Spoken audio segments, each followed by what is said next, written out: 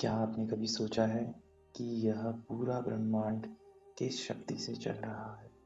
वह शक्ति जो हर जगह है, जिसे ना कोई देख सकता है, ना छू सकता है, जिसका ना कोई आरंभ है, ना कोई अंत। वही है ब्रह्म। ब्रह्म का कोई स्वरूप नहीं है, पर वही हर रूप में प्रकट होता है।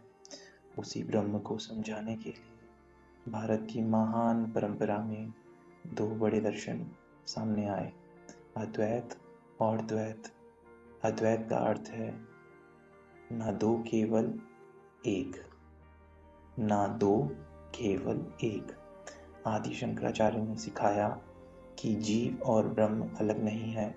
जो कुछ भी हम देखते हैं, सुनते हैं, अनुभव करते हैं, वह सब एक ही ब्रह्म की अभिव्यक्ति है। इसे समझने के लिए एक उदाहरण लीजिए।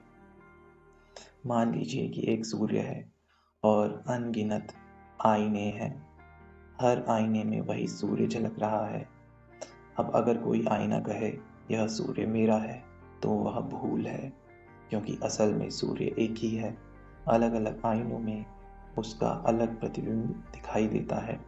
ठीक उसी तरह हमारी आत्माएं अलग अलग लगती हैं, लेकिन वास्तव में सब उसी एक ही ब्रह्म के प्रतिबिंब हैं।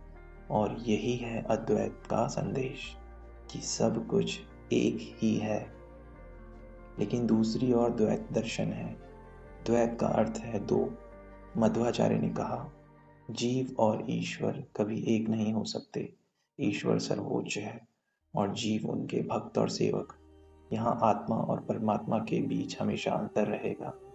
भगवान अनंत और सर्वशक्तिमान है। भगवान अनंत और सर्वशक्तिमान है और जीव सीमित। जैसे सूर्य और उसकी किरणें। सूर्य तो विशाल है, लेकिन हर किरण उससे अलग है और उसी पर निर्भर है। द्वैत दर्शन हमें सिखाता है कि मुक्ति का मार्ग केवल भक्ति और समर्पण है। ईश्वर की कृपा और प्रेम से ही जीव को शांति और मुक्ति मिल सकती है। तो अद्वैत हमें बताता है कि सब कुछ एक ही है और जीव ब्रह्म में कोई भेद नहीं है। वहीं द्वैत हमें सिखाता है भगवान और जीव अलग हैं और भक्ति ही सच्चा मार्ग है। दोनों ही दृष्टिकोण गहरे हैं, दोनों ही हमें सत्य के करीब ले जाते हैं। और अंततः चाहे अद्वैत हो या द्वैत, लक्ष्य एक ही है, और वह लक्ष्य है सत्य की प्राप्ति और ईश्वर से मिलना। धन्यवाद दोस्तों।